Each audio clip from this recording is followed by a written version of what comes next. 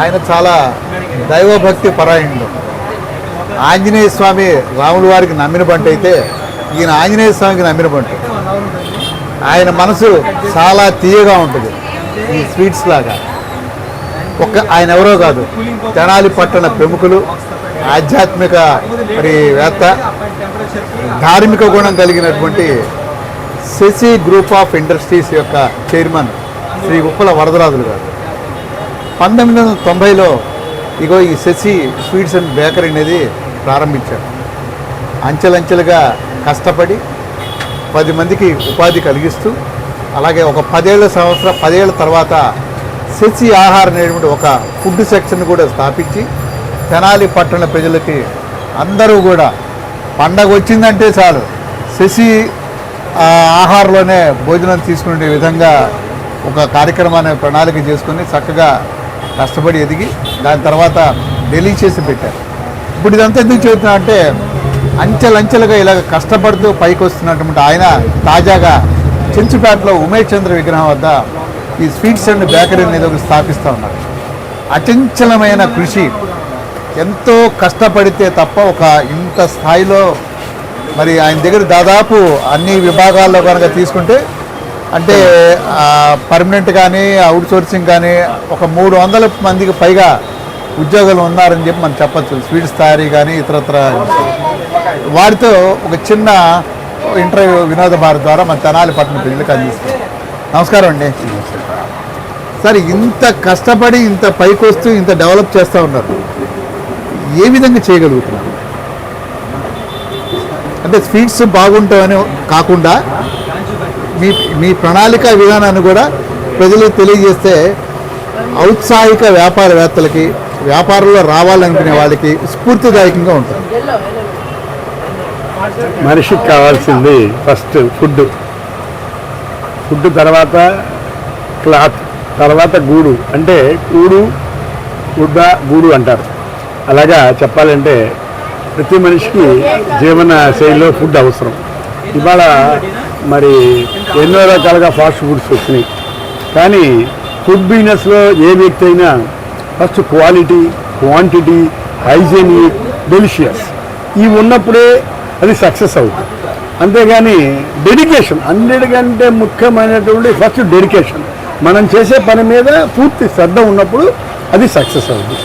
దానికి కారణం మన దగ్గర ఉన్నటువంటి పనిచేసే వర్కర్స్ కానివ్వండి, మరి అట్లాగే మన కస్టమర్లు, మాకు దేవుళ్ళు చక్కగా ఎంతోమంది వెల్విషర్గా ఏదైనా బాగోపోయినా కూడా చక్కగా వరదరాలు ఇవాళ ఇది బాగాలేదమ్మా చూడు అని కూడా వాళ్ళు ఒక స్నేహితుడుగా చెప్తారు. దానివల్ల ఏంటి, మనం రెక్టిఫై చేసుకొని ఆ తప్పు మళ్ళీ ఇంకోసారి జరగకుండా క్వాలిటీ ఇవ్వగలుగుతున్నాం. కాబట్టి ఈ రోజున మనం ఈ రకంగా తెనాలిలో మరి 3 బ్రాంచీలు ప్రారంభించి ఇప్పుడు చెంచుపేటలో 1 టౌన్ 2 టౌన్ లాగా చెంచుపేటలో కొత్త బ్రాంచ్ ప్రారంభిస్తున్నాం. గాంధీ చౌక్లో కూడా రీసెంట్గా ప్రారంభించారు. 2 ఇయర్స్ అయిందండి. గాంధీ చౌక్లో ప్రారంభించి 2 ఇయర్స్ అయింది. ఇప్పుడు ఈ కొత్త బ్రాంచీని కూడా తెనాలి పట్టణ ప్రజలందరూ కూడా ఆదరించాలని, వాళ్ళ కస్టమర్ దేవుళ్ళందరికీ కూడా మేము వాళ్ళకి మా యొక్క ధన్యవాదాలు తెలియజేసుకుంటూ మా సంస్థ పురోభివృద్ధికి తెనాలి పట్టణ ప్రజలే మా కస్టమర్లు, మా దేవుళ్ళని భావిస్తూ వాళ్ళందరికీ కూడా తెలియజేసుకుంటున్నాను. చాలామంది మిమ్మల్ని చూడంగానే మేము కూడా అంత ఎదగాలి, అలా పెట్టాలి, ఇలా పెట్టాలని అనుకుంటూ ఉంటారు. అటువంటి వాళ్ళకి మీరు చెప్పే మాట ఏంటి? అక్కడ వ్యాపార రంగంలో ఉన్నప్పుడు ఆరోగ్యకరమైన పోటీ అనేది అవసరం, కానీ కొత్తగా యువత ఎదగాలి అంటే అటువంటి వాళ్ళకి మీరు ఇచ్చే వ్యాపార రంగంలో రావాలనుకునే వాళ్ళకి మీరు చెప్పేటువంటి ఒక సూచన ఏంటి? Dedication, quality. ఫుడ్ అనేది ప్రతిరోజు ఎల్కేజీ. నా అభిప్రాయంలో ఏంటంటే ఈరోజు మన అమ్మ మన భార్య ఈరోజు వండింది కూర చక్కగా బ్రహ్మాండంగా, రేపు అలానే ఉండాలని రూల్ లేదు కదా. అందువల్ల ఏంటంటే ఫుడ్ బిజినెస్ అనేది ప్రతిరోజు ఎల్కేజీనే. ప్రతిరోజు క్వాలిటీ తీయాలి, క్వాంటిటీ ఇవ్వాలి, పర్ఫెక్ట్ హైజీనిక్ ఇవ్వాలి. ఫుడ్ ఎవరు కూడా ఏది పడితే తినడానికి ఇష్టపడలేదు. ఆఖరి క్యాటరింగ్ రంగంలో కూడా మీకు లైవ్లో ఇష్టపడుతున్నారు. ఫుడ్ వండి ఎక్కడ లోపల పెట్టి తెచ్చిన దానికంటే కూడా వాళ్ళ కళ్ళ ముందు చేసిన దానికి ఎక్కువ ఇష్టపడుతున్నారు. కాబట్టి ఏంటంటే ఫుడ్ రంగం ఎప్పుడూ బాగుంటుంది. ఫుడ్ రంగంలో మీ సాఫ్ట్వేర్ ఉద్యోగాల కంటే కూడా మంచి జీతాలు ఉన్నాయి. తెలియట్లా జనానికి. ఒక మాస్టర్ చెఫ్కి 10 లక్షలు 20 లక్షలు 50 లక్షలు శాలరీ ఉంది నెలకి. ఓ సూపర్. అంటే అర్థం చేసుకోండి, కేవలం సాఫ్ట్వేర్ కంప్యూటర్ ముందు కూర్చుంటేనే కాదు, అటువంటి జాబ్స్ ఉన్నాయి ఈ కేటరింగ్ రంగంలో, ఫుడ్ రంగంలో, మన ఆతిథ్య రంగంలో. ఎప్పుడైతే ఈ మన విద్యార్థులు ఏంటి ఎంతసేపటికి మన పిల్లాడు కంప్యూటర్ ముందు దానికంటే కూడా ఇవాళ ఫుడ్ రంగంలో ఎన్నో మంచి జాబ్స్ ఉన్నాయి. క్రూజ్లో, విమానాల్లో, చాలా చోట్ల కూడా మంచి జాబ్స్ ఉన్నాయి. సార్ ఒక చిన్న మంచి క్వశ్చన్. మీరు సహజంగా కొద్దిగా ఇంత డెకరేటివ్ షాపు ఉందంటే కార్పొరేట్ స్టైల్లో కొద్దిగా రేట్లు ఎక్కువ ఉంటాయి, కానీ సామాన్య ప్రజలకు అందుబాటులో ఉన్న 5 రూపాయలకు పుల్కా పెట్టారు మీరు. అది వాళ్ళ తెనాలి పట్టణంలో సంచలనంగా ఉంది. మరి మీకు మీరే పోటీగా ఎలా నిలవగలుగుతున్నారు? కాదండి, అంటే ఏంటంటే ఇప్పుడు ఒక వ్యాపారం చేసేటప్పుడు ఇక్కడ 10 రకాలు అమ్ముతున్నాం. 10 రకాల్లో ఒకే రకమైనటువంటి లాభం రాదు. ఒక దానిలో ఎక్కువ వస్తుంది, ఒక దానిలో తక్కువ వస్తుంది, ఒక దానిలో రాదు. కానీ ఏంటంటే మనం ఒక రకంగా సేవాభావం మనసులో, ఇప్పుడు సామాన్యుడికి కూడా ఫుడ్ అందియాలి. నా కోరిక అయితే ఇంకా ముందు అతి 10 రూపాయలకి భోజనం పెట్టాలని కూడా చూస్తున్నాను. 10 రూపాయలకి భోజనం పెట్టగలమా, ఎలా పెట్టాలి, ఏం పెట్టాలి అని కూడా నేను ప్రయత్నం చేస్తున్నా త్వరలో.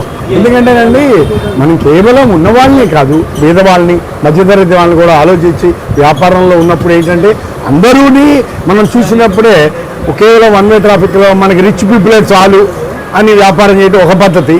అలా కాదు, కేవలం షోరూమ్ టైప్లో కాకుండా మిడిల్ క్లాస్ కూడా అందరికీ మనం అందుబాటులో ఉండాలనే ఆలోచనతో వాటికి కూడా ఇంతగా అబ్నార్మల్గా రేట్లు పెరిగిపోయినా కూడా ఆయిల్ కానీ, గ్యాస్ కానీ, మెటీరియల్ కానీ, లేబర్ కానీ మేము ఈరోజు కూడా మనం ఈ రేట్లు పెంచలేదు, అలానే నడుపుకొస్తున్నాం. కానీ ఆ భగవంతుడు రేట్లు ఒకసారి అబ్నార్మల్ అవుతుంటాయి, ఒకసారి తగ్గుతుంటాయి. మనకి తక్కువ ఉన్నప్పుడు మనమే రేట్లు తగ్గించలేదుగా. ఇవాళ పెరగంగానే మనం ఉల్లిపాయలు పెరిగినాయండి, ఆయిల్ పెరిగింది, టమోటాలు పెరిగినాయని మనం రేటు పెంచడానికి అలా చేయకూడదు. ఫైనల్గా ఇవాళ రోజు వ్యాపారం పెట్టాలంటే అనేక సమస్యలు ఎదుర్కొంటున్నారు. మరి మీరు ఎదుర్కొన్న సమస్యలు ఏమన్నాయా? అసలు అలాంటి ఏదైనా అధిగమించాల్సిన అవసరం ఉందా? ప్రభుత్వ పరంగా సపోర్ట్ చేయాల్సిన అవసరం ఏమైనా ఉందా? ఏ సమస్యలు ఎదురవుతున్నాయి ఎక్కువగా?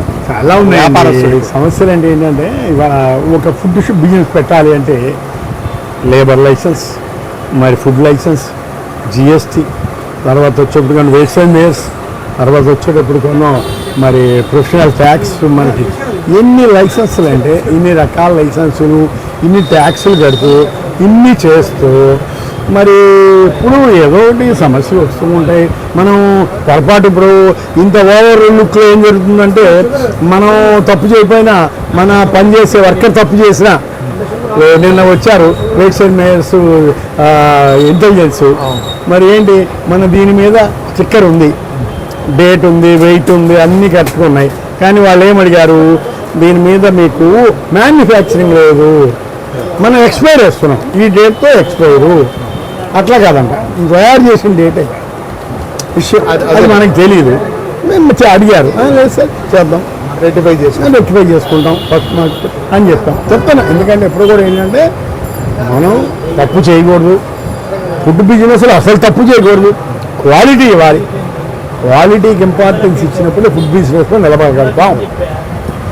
అదండి, ప్రజల సంక్షేమం కోసం మనిషిగా మనం వచ్చినాక ఏదో ఒకటి చేయాలనే దృక్పథంతో తాను సంపాదించిన దానిలో ఎంతో కొంత చారిటీకి చేస్తూ ప్రజల ఆరోగ్యమే ప్రామాణికంగా తీసుకొని క్వాలిటీ అయినటువంటి ఫుడ్స్ని అటు భోజన పరంగా కానీ, అటు డెలిషియస్లో ఇతరత ఫాస్ట్ ఫుడ్స్ రీత్యా కానీ, ఇటు బేకరీ కానీ అన్ని రకాలుగా ముందుకు వెళ్తున్నటువంటి మరి వరదరాజులు గారు చెంచుపేటలో పెట్టేటువంటి ఆ నూతన బ్రాంచ్ కూడా విజయవంతంగా మరి ప్రారంభమయ్యి, అదేవిధంగా ఇంకా చాలామందికి స్ఫూర్తిదాయంగా నిలిచి తెనాలి పట్టణ చరిత్రలో క్వాలిటీ ఫుడ్ మలానా చోట ఒక శశి ఇండస్ట్రీస్లో దొరుకుతుందనేటువంటి స్టేజ్కి ఇప్పటికే వచ్చేసారు.